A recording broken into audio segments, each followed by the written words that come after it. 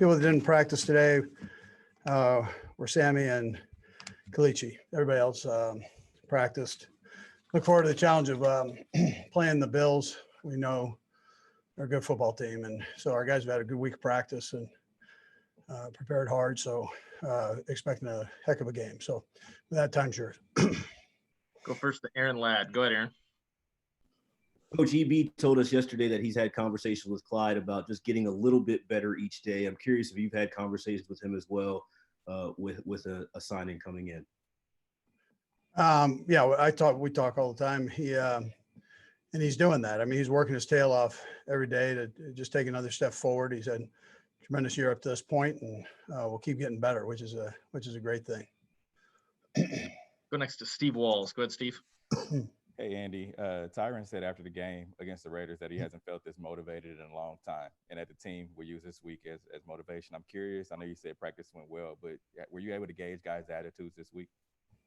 Yeah, no, they've had a good attitude. They've worked hard. It's important. The preparation ends up being very important. We'll finish it up tomorrow before we get on the plane. So, that work, you've got to put that in, especially against a great football team. So we've done that this week. Go next to Adam Teicher. Go ahead, Adam. Hi, Andy.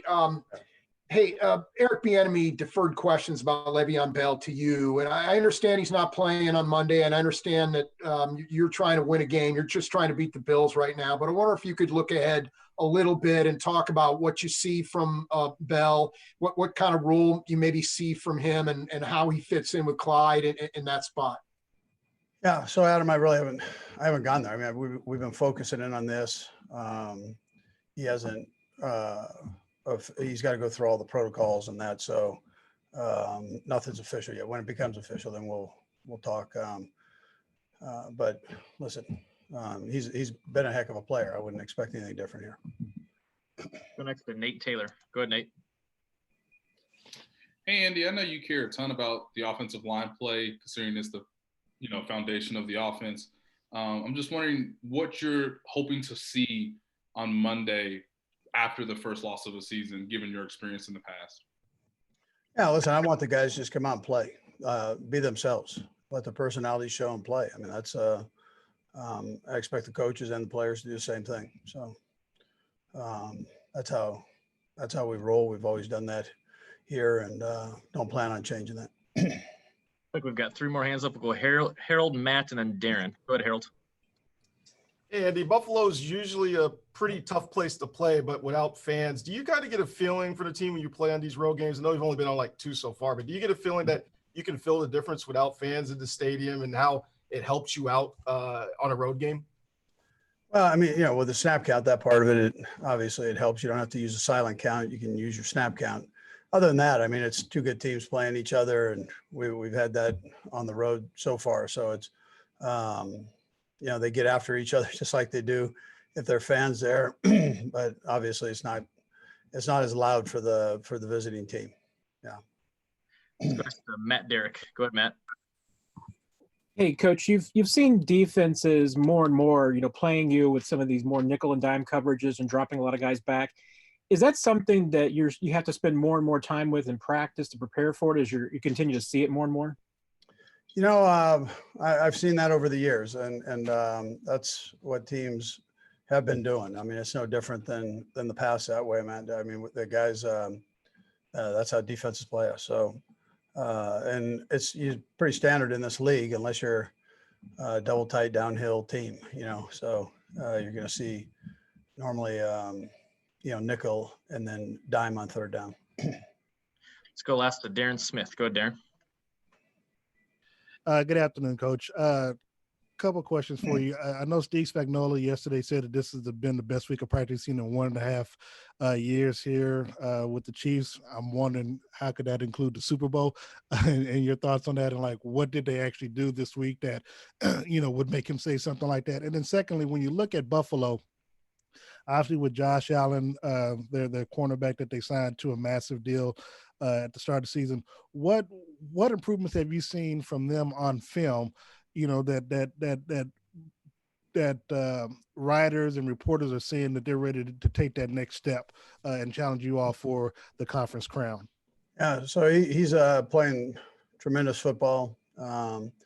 He's gotten better every year he's been playing. I believe this is his third year starting. So he's, he just has a pretty good grasp of that offense and does a great job. So people question his accuracy. He's an accurate thrower, and we see that play after play. So consistency ends up being that, and he's done that this year. So, and then Steve, we're always striving to every practice. We're striving to make it better than the one before.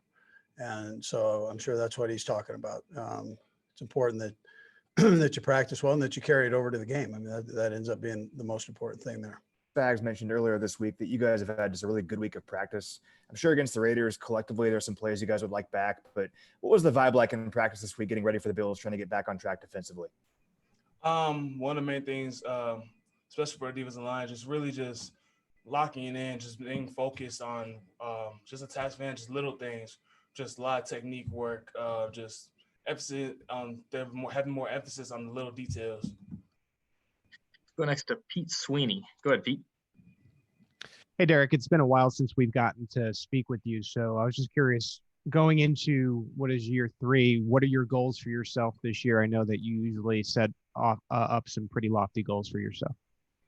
Going into this year, I feel like this will be a big year for me, just to really show the NFL who I am, really putting more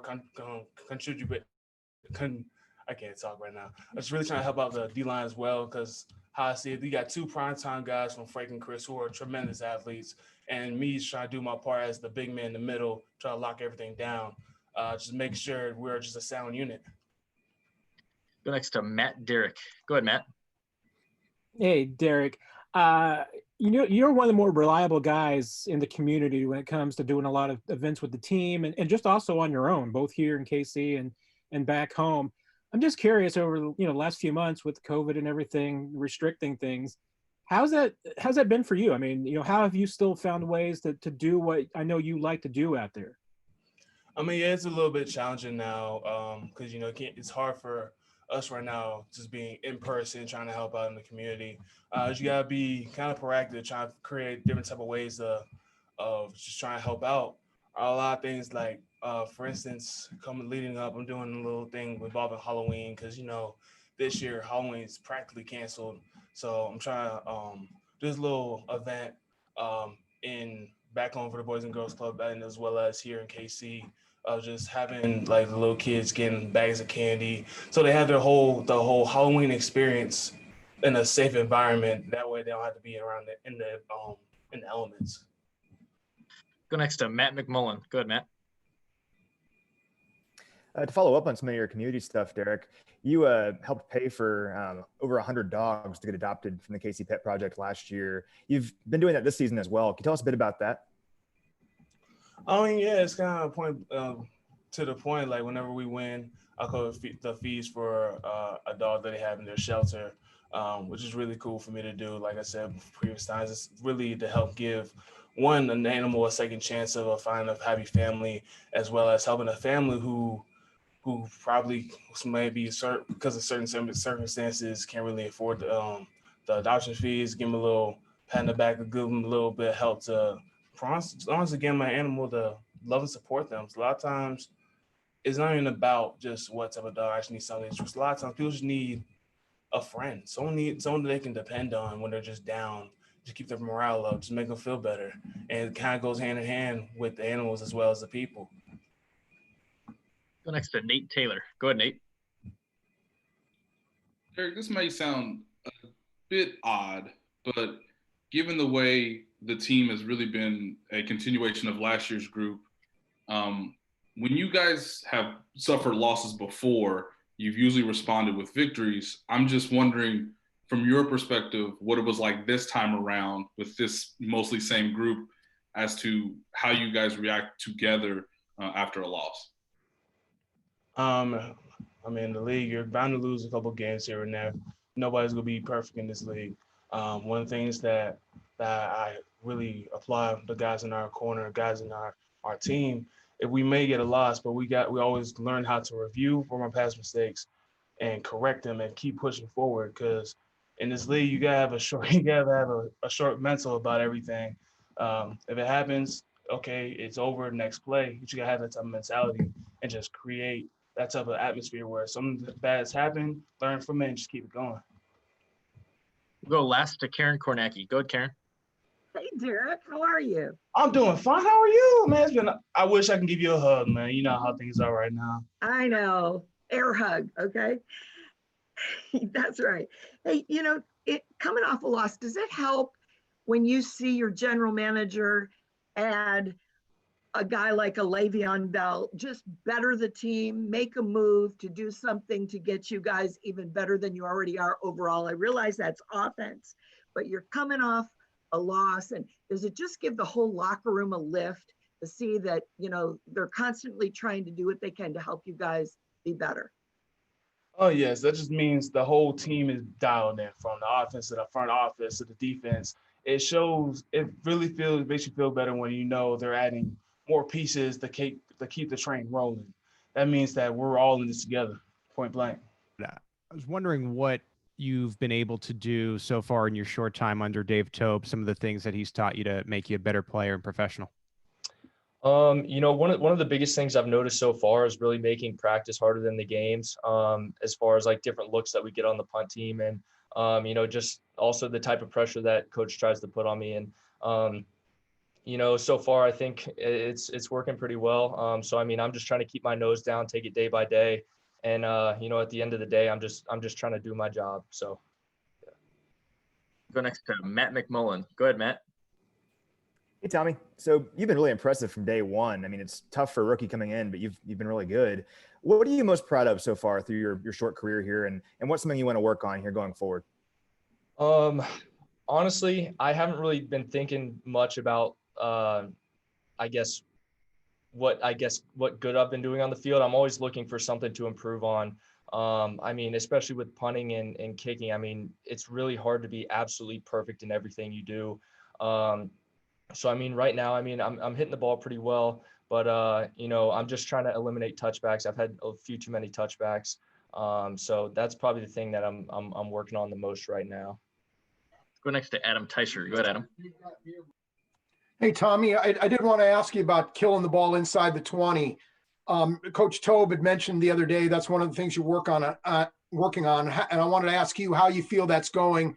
And that seems to be a thing for younger punters. It takes a while to get used to that. Why is that so difficult to master, do you think? It's just, especially with trying to land punts inside the 20, it's a big feel thing. And you just have to have a bunch of different trajectories with different types of kicks depending on the field position. You want to hang the ball up, and you want to give your gunners and the rest of the punt team, enough time to get down there and either force a fair catch, or if the returner decides to not catch the ball, then to down the ball before it bounces in the end zone, since you never know where the ball is going to bounce. Unfortunately, I wish that was something that we as punters were able to control, but it doesn't always go that way. So yeah, a big thing with punts inside the 20 is just making sure you're getting the hang time there, so your gunners can get downfield and cover. Go next to Nate Taylor. Go ahead, Nate. Hey, Tommy, I do want to take you back to week 2, if that's okay. First NFL game on the road.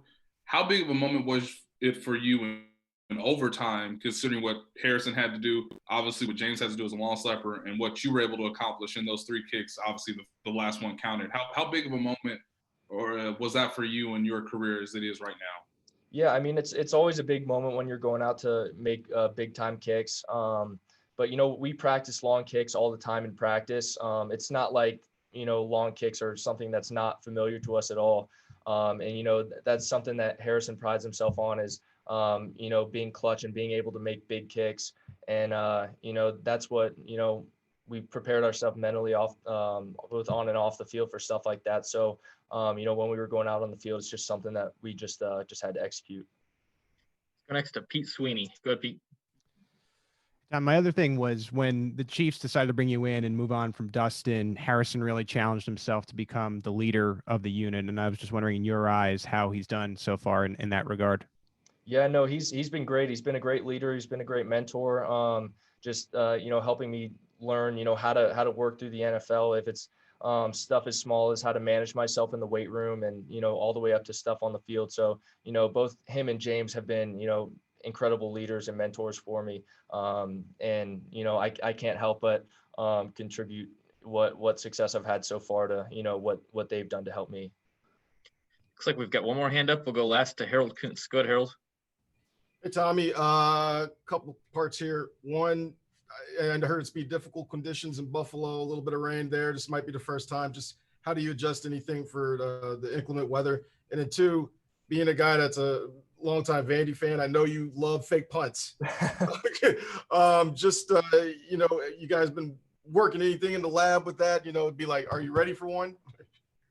Well, as far as like the weather in Buffalo, I mean, that's something that we take game by game. We take it punt by punt. When we have breaks in games, if it's a TV timeout or whatever, like I run out there and check the wind just to see if anything's changed. So really, when it comes to weather, that's something that you just got to take kick by kick.